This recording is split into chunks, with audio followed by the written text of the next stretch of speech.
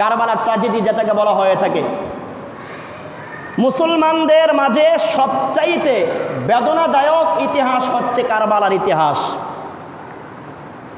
কারবালার সংক্ষিপ্ত ইতিহাস আপনাদের সামনে আমি তুলে ধরছি, যাতে করে বুঝতে পারেন মুসলমানদের মাঝে কি করুণ ঘটনা ঘটে গিয়েছে। 622 থেকে 632 খ্রিস্টাব্দ পর্যন্ত রসুল করিম সাল্লাল্লাহু আলাইহি ওয়াসাল্লাম মদিনায় খেলাফতের দায়িত্বে ছিলেন। কয় বছর? 10 বছর। কয় বছর? 10 বছর। অর্থাৎ মদিনার রাষ্ট্রপতি ছিলেন রসুল সাল্লাল্লাহু আলাইহি ওয়াসাল্লাম কত বছর? 10 বছর। 622 খ্রিস্টাব্দ থেকে 632 খ্রিস্টাব্দ পর্যন্ত আল্লাহর রসুল সাল্লাল্লাহু আলাইহি ওয়াসাল্লাম মদিনার প্রেসিডেন্ট ছিলেন। 632 থেকে 634 পর্যন্ত মোট 2 বছর প্রেসিডেন্ট ছিলেন হজরত আবু বকর। 2 বছর। কত? 32 থেকে 34। এগুলি ইতিহাস মনে রাখার মতো বিষয়। আমরা তো মুসলমানদের ইতিহাস জানি না। এখন যদি প্রশ্ন করা হয় উহুদের যুদ্ধ সংগঠিত হয় কত হিজরিতে, নামাজ ফরজ হয়েছে কত হিজরিতে, পারবো না, আমরা জানি না। এই জন্য মুসলমানদের ইতিহাস জানা দরকার। রসুল করিম সাল্লাল্লাহু আলাইহি ওয়াসাল্লাম 622 থেকে 632 খ্রিস্টাব্দ পর্যন্ত তিনি মদিনার প্রেসিডেন্ট ছিলেন। 632 থেকে 634 পর্যন্ত 2 বছর হজরত আবু বকর রাদিয়াল্লাহু আনহু খলিফা ছিলেন। এরপরে 634 থেকে 644 পর্যন্ত হজরত উমর রাদিয়াল্লাহু আনহু, এই মোট 10 বছর। কত বছর? 10 বছর। আবু বকর রাদিয়াল্লাহু আনহু ছিলেন 2 বছর ক্ষমতায়, উমর রাদিয়াল্লাহু আনহু ছিলেন কত বছর? 10 বছর। 644 থেকে 656 পর্যন্ত মোট 12 বছর হজরত উসমান রাদিয়াল্লাহু আনহু ক্ষমতায় ছিলেন। এরপরে 656 থেকে 661 খ্রিস্টাব্দ পর্যন্ত হজরত আলী রাদিয়াল্লাহু আনহু প্রেসিডেন্ট ছিলেন। এগুলো মুসলমানদের ইতিহাস। রসুল সাল্লাল্লাহু আলাইহি ওয়াসাল্লামের ইন্তেকালের পরে আল্লাহ রসুলের আদর্শ অনুযায়ী খেলাফত চলেছিল 30 বছর। কত বছর? সবাই কথা বলেন, কত বছর? 30 বছর। এটাকে বলা হয়ে থাকে খেলাফত আলা মিনহাজিন নবুওয়াহ, অর্থাৎ রসুল সাল্লাল্লাহু আলাইহি ওয়াসাল্লাম যেই পদ্ধতিতে খেলাফত চালিয়েছিলেন তার আলোকে যেই পদ্ধতিতে খেলাফত চলেছিল মোট 30 বছর। এরপরে আলী রাদিয়াল্লাহু আনহুর বড় ছেলে হজরত হাসান রাদিয়াল্লাহু আনহু, তিনি ছিলেন ক্ষমতায় 6 কিংবা 7 মাস। কয় মাস? 6 অথবা 7 মাস। এরপরে মুয়াবিয়া রাদিয়াল্লাহু আনহুর সাথে তার একটি শান্তি চুক্তি হয়। মুসলমান 2 দলে বিভক্ত হয়ে গেল। আলী রাদিয়াল্লাহু আনহুর বড় ছেলে হাসান রাদিয়াল্লাহু আনহুর পক্ষে, আবার কিছু মুয়াবিয়া রাদিয়াল্লাহু আনহুর পক্ষে চলে গেলেন। যার কারণে হাসান রাদিয়াল্লাহু আনহু দেখতে পাইলেন এখন যদি আমি ক্ষমতায় থাকি তাহলে মুসলমানদের মাঝে একটি রক্তক্ষয়ী সংঘর্ষ হবে, এটি তিনি চান নাই। যার কারণে মুয়াবিয়া রাদিয়াল্লাহু আনহুর সাথে তিনি শান্তি চুক্তি করলেন। কথাটা বুঝতে পারছেন? শান্তি চুক্তি করার পরে মুয়াবিয়া রাদিয়াল্লাহু আনহুর কিছু অসৎ বাহিনী হজরত হাসান রাদিয়াল্লাহু আনহুকে হত্যা করার ষড়যন্ত্র করল এবং বলা হয়ে থাকে তাকে বিষ পান করে হত্যা করা হয়েছে এবং এই বিষ পান করিয়েছে তার নিজের স্ত্রী জাদা বিনতে আবুল আশআস তার মাধ্যমে। অর্থাৎ হাসান রাদিয়াল্লাহু আনহুর নিজ স্ত্রী জাদা বিনতে আবুল আশআস তার মাধ্যমে হাসান রাদিয়াল্লাহু আনহুকে বিষ পান করে হত্যা করা হয়। এরপরে 661 খ্রিস্টাব্দ থেকে 680 খ্রিস্টাব্দ পর্যন্ত ক্ষমতায় ছিলেন হজরত মুয়াবিয়া রাদিয়াল্লাহু আনহু। তাহলে 61 থেকে 80 কত হয়? আপনারা বলবেন আপনি আবার কি সংখ্যা টঙ্কা শুরু করছেন? এটা মুসলমানদের ইতিহাস, এটা কি ভালো করে জানেন। 661 থেকে 80 খ্রিস্টাব্দ পর্যন্ত কত বছর? 19 বছর পর্যন্ত ক্ষমতায় ছিলেন হযরত মুআবিয়া রাদিয়াল্লাহু তাআলা আনহু, এবং মুআবিয়া রাদিয়াল্লাহু আনহুর কিছু বাহিনী তার ছেলে ইয়াজিদকে অগণতান্ত্রিকভাবে ইয়াজিদ ক্ষমতা বলে 680 খ্রিস্টাব্দে ক্ষমতার মসনদ দখল করে। এরপরে ইয়াজিদ মদিনার সকল নেতৃবৃন্দকে, সেখানে হুসাইন রাদিয়াল্লাহু আনহু সহ সবাইকে তিনি তার বায়াত নেওয়ার জন্য বাধ্য করলেন। হুসাইন রাদিয়াল্লাহু আনহু তার বশ্যতা স্বীকার করে নাই। ওই দিক থেকে কুফার গভর্নর ইবনে জিয়াদ, সে তার কিছু বাহিনী দিয়ে অসৎ উদ্দেশ্যে হুসাইন রাদিয়াল্লাহু আনহুর কাছে চিঠি লিখলো যে আপনি মদিনায় থেকে কুফায় চলে আসেন, আমরা আপনাকে নেতা বানিয়ে নিব, খলিফা বানিয়ে নিব। হযরত হুসাইন রাদিয়াল্লাহু তাআলা আনহু চিঠি পেয়ে মদিনার মুরব্বী বড় বড় সাহাবীরা বলেছিলেন, হুসাইন তুমি কুফায় যেও না, তাদের উদ্দেশ্য ভালো না, তারা তোমার কাছে বায়াত হওয়ার জন্য চিঠি লেখা নাই, তারা অসৎ উদ্দেশ্যে তোমাকে নিতে চাচ্ছে, তুমি যাও না। হুসাইন রাদিয়াল্লাহু আনহু চিন্তা করলেন, আমি জীবিত থাকা অবস্থায় আমার নানা জানের ইসলাম ইয়াজিদের হাতে ধ্বংস হয়ে যাবে, এটা আমি বরদাস্ত করব না। হযরত ইমাম হুসাইন রাদিয়াল্লাহু তাআলা আনহু মদিনা থেকে 72 জন লোক নিয়ে তিনি কুফার উদ্দেশ্যে রওনা দিলেন। কতজন লোক নিয়ে? সবাই কথা বলেন, কতজন লোক নিয়ে? 40 জন পুরুষ এবং 32 জন নারী, শিশু আর নারীদেরকে নিয়ে তিনি কুফার দিকে রওনা হলেন। কারবালার প্রান্তরে পৌঁছার পরে ইবনে জিয়াদ তার কাছে চিঠি লিখলো, তুমি আমার দরবারে আসো, তুমি আমার কাছে আসো।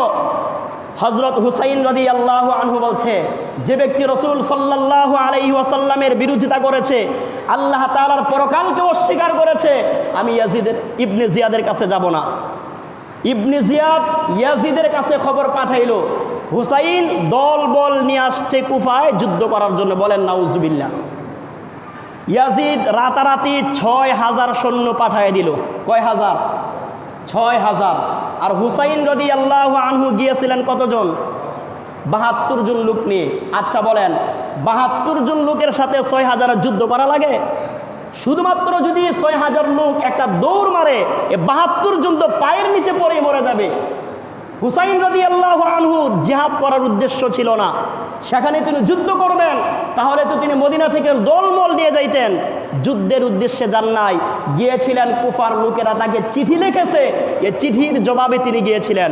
কিন্তু কারবালায় যাওয়ার পরে ইবনে জিয়াদ অসৎ উদ্দেশ্যে ইয়াজিদের কাছ থেকে সৈন্য আনলো কয় হাজার? কথা বলে না তো? 6000। কয় হাজার? 6000।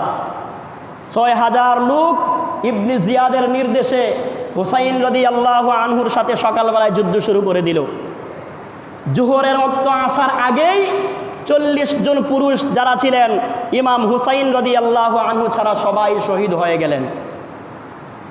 ইমাম হুসাইন রাদিয়াল্লাহু তাআলা আনহু, তার ছোট্ট একটি শিশু দুধের তাড়নায় কাতরাচ্ছে, স্তনের মধ্যে স্ত্রীর দুধ নাই, কারণ অনেক দিন হাঁটার কারণে খাবার নাই তাঁবুর মধ্যে। এরপরে দুধ শূন্য হয়ে গেল। ইমাম হুসাইন রাদিয়াল্লাহু আনহুর স্ত্রী দুধের শিশুকে হুসাইনের কাছে এসে নিয়ে বলল, তোমার এই দুধের সন্তানকে একটু পানি পান করাই নিয়ে আসো, ফুরাতের পানি চলে যাচ্ছে, সেখান থেকে একটু পানি পান করাই নিয়ে আসো।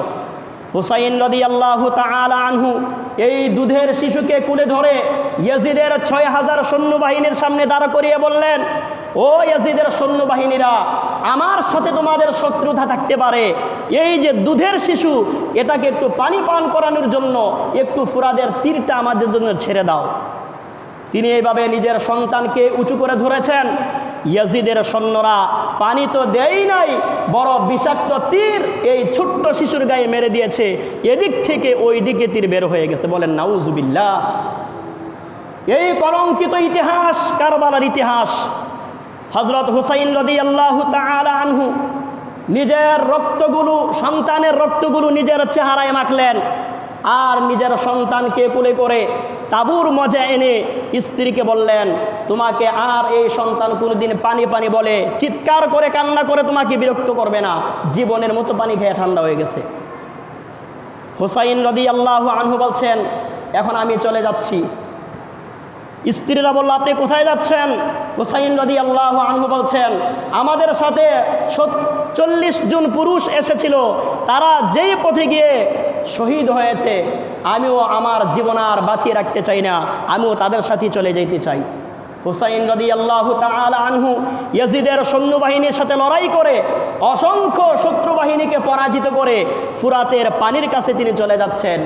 পানি খাবেন, হাতে নেওয়ার পরে চিন্তা করলেন, একটু আগে এই পানির জন্য আমার দুধ পান করার শিশুকে তারা হত্যা করেছে, 40 জন পুরুষ এই পানির জন্য শাহাদাত বরণ করেছে, আজকে আমি এই পানি কিভাবে পান করি?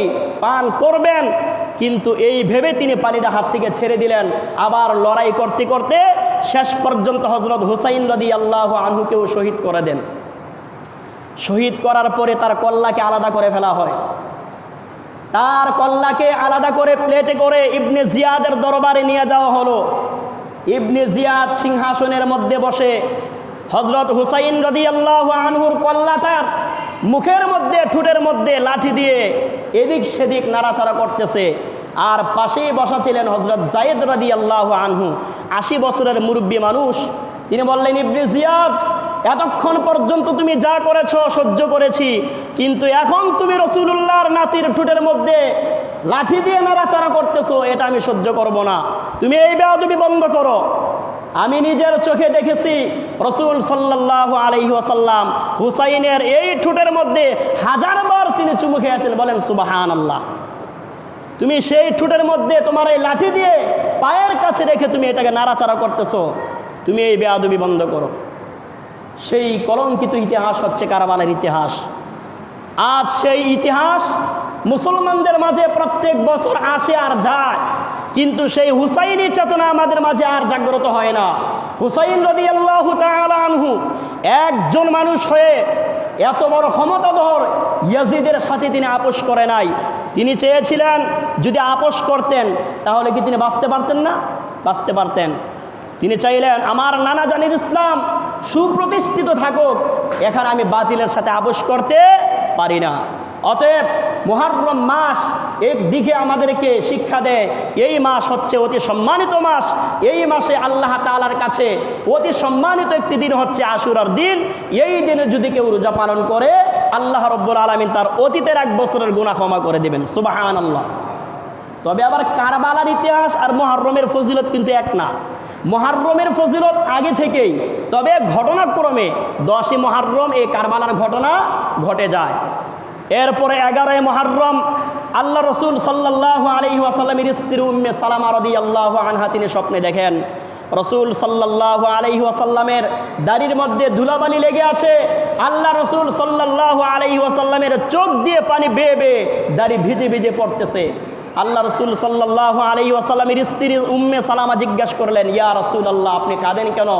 আল্লাহ রসুল বললেন, উম্মে সালমা, আমি এইমাত্র কারবালা থেকে আসছি, আমি দেখে আসছি আমার নাতি হুসাইন রাদিয়াল্লাহু আনহুকে তারা 2 টুকরা করে ফেলেছে। আল্লাহ রসুল সাল্লাল্লাহু আলাইহি ওয়াসাল্লামের নাতি হযরত হুসাইন রাদিয়াল্লাহু আনহু, হযরত হাসান রাদিয়াল্লাহু আনহু, আমরা যে প্রত্যেক জুমায় পড়ি আল হাসান ওয়াল হুসাইন সাইয়্যিদা শাবাবি আহলিল জান্নাহ।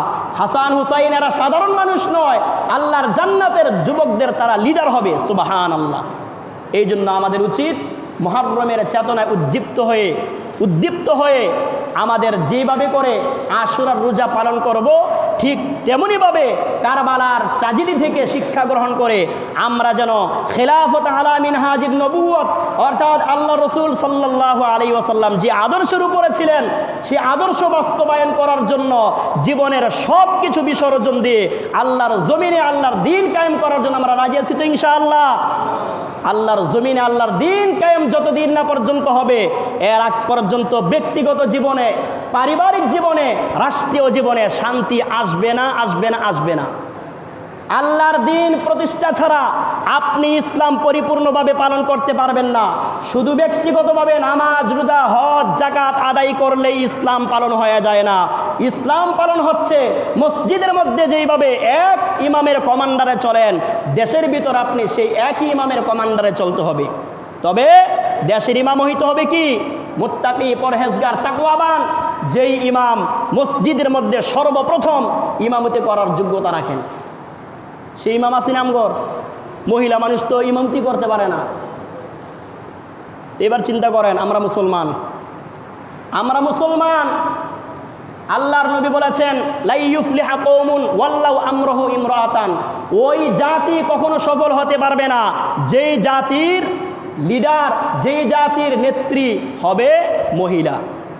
সোজা হিসাব, আমরা মুসলমান, নামাজ পড়ি, কালাম পড়ি, সব কিছু করি, আমরা সফল না। আমরা কি না? সফল না। সফল হবে সেই দিন যেদিন মুসলমানদের মসজিদে যেইভাবে আল্লাহর হুকুম অনুযায়ী চলাফেরা করি, ঠিকভাবে রাষ্ট্রীয় জীবনে বঙ্গভবন থেকে শুরু করে পার্লামেন্ট পর্যন্ত যদি কোরআনের আইন দিয়ে চলে, কোরআনের শাসন যদি দেশের মধ্যে প্রতিষ্ঠিত হয়ে যায়, চুরি করলে হাত কেটে দেওয়া হবে, জিনা করলে তাকে পাথর মেরে হত্যা করে দেওয়া হবে, এই আইন যেদিন প্রতিষ্ঠিত হবে সেদিন হবে মুসলমানদের সফলতা। বলেন ইনশাআল্লাহ।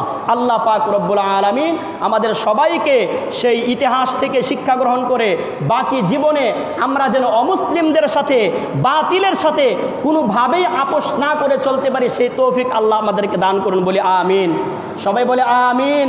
ওয়া আখিরু দাওয়ানা আলহামদুলিল্লাহি রাব্বিল আলামিন। ওয়াসসালামু আলাইকুম ওয়া রাহমাতুল্লাহি ওয়া বারাকাতুহু।